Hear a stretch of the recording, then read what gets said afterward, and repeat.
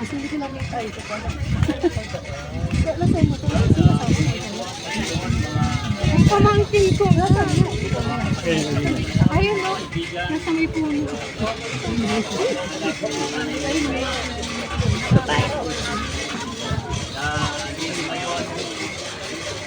Ito yung oras na sinabi ng mga nakatulatan na ang lupa ay babalik sa lupa, ang alabok ay babalik sa alabok. Huwag natin kalimutan mga kapatid na ang atin pong ilalagak ngayon sa lupa ay ang katawang lupa. Ngunit po ang tunay na buhay ng ating kapatid ay bumalik na sa Panginoon na siya po ang nagbigay sa bawat niya sa atin na yun talaga ang totoong buhay mga kapatid. Yung buhay natin dito sa lupa ay pansamantala lang ito.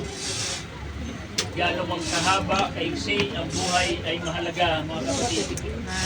Kaya habang tayo po ay nabubuhay dito sa lupa, ay gagawin po natin ito ng tama mga kapatid sapagkat ang sabi ng Episode chapter 2 verse 10 mga kapatid, tayo po ay mga gawa ng Diyos at hinanda sa mabuting gawa upang siya natin lakaran. Kaya po mga kapatid, hallelujah, ito po ay katunayan at katuparan ng lahat ng sinabi ng Panginoon. Ng kamatayan ay mararanasan ng lahat ng tao at pagkatapos ng kamatayan ay naghihintay ng pagkabuhay na maguli. Sabi na sa John chapter 11 verse 15 mga 25 mga kapatid, bagamat tayo'y mamatay ay muling mabubuhay. Kaya ilalagak natin ang kanyang katawan sa labog, sa lupa mga kapatid na pinagpunan sa kanya.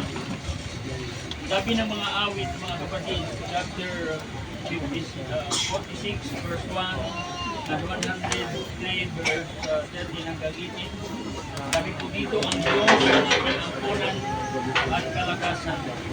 Handa sa kalulong na kung paano ang Ama ay naaawa sa kanyang mga anak, gayon naaawa ang Panginoon sa kanila na natatakot sa Kanya.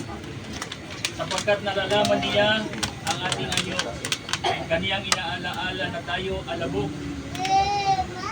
Tungkol sa tao, ang kanyang mga kaarawan ay parang damo. Kung paano na mukadkad ang damo sa parang ay gayon siya. Sapagkat dinadaanan ng hangin at napaparang, at sa dako niyaon ay hindi nalalaman. Ngunit ang kagandahang loob ng Panginoon ay mula sa walang pasimula hanggang sa walang hanggan na natatakot sa Kanya. At ang katuwiran ay hanggang sa mga anak ng mga anak. Sa gayoy nag-iingat ng Kanyang tipan at nagsisiasa sa Kanyang mga utos upang gawin. Ang paalala ng Diyos, mga kapatid, sa bawat isa sa atin na nandito ngayon ay magpatuloy tayong maglingkod sa Kanya sapagkat ang Diyos ay mayroong inihanda sa atin na tamang tahanan para sa atin, na doon ay wala ng kalungkutan, wala ng pangangailangan. Doon ay papahiri ng Diyos ang ating mga lupa.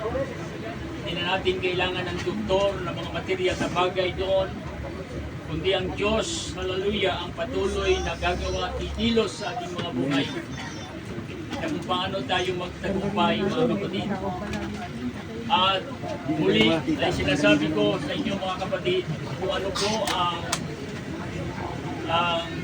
halimbawa na iniwanan sa atin ni Nanay Noemi, ay gagampanan po natin mga kapatid na bilang pag-alaala at pagtanaw, kundi mga kapatid, hallelujah, ay para na rin sa kabutihan ng bawat isa sa atin. Nagtanim siya, ipinakita niya sa atin kung paano siya nagsumikap. Kanya pong tinapos ang kanyang takbuhin dito sa ibabaw ng lupang ito. Kaya tayo na mga naiwanan, mga kapatid, maroon tayong mga may encounter, mga pagsubok sa buhay, At isipin natin mga kapatid, dahil nandito tayo sa lupa, hindi talaga natin maiiwasan yon. Kaya ang ating kapatid na Nanay Noemi ay siya po ay nagbigay ng halimbawa sa atin na gaano man kahirap, ano man ang pinagdaanan niyang problema, pagsubok sa kanyang buhay, hindi po siya sumuko. Hindi niya po tinitingnan ang kanyang sarili, kundi ang nakapaligid sa kanya. Naalala ko tuloy ang Panginoon, mga kapatid, hallelujah, sabi nung Filipo, na bagamat ang ating Panginoon ay siya ay Diyos, ay kanya pong inalis yung kalwalhatian bilang Diyos.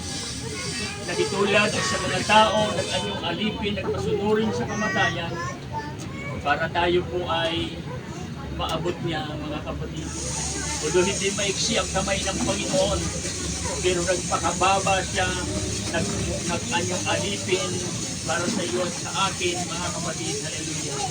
Kagaya ng ating magulang na siya po ay pumanaw na may hirap sa kanyang buhay, mga kapatid, kalungkutan, kahirapan, hallelujah, dahil sa mga karamdaman. Subalit po, mayroong nilaan ng Diyos na tamang kalalagyan para sa atin lahat, mga kapatid.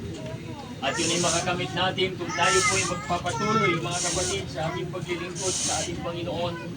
Hallelujah, hindi po tayo mabibigo, mga kapatid, kung tayo po ay magpapatuloy.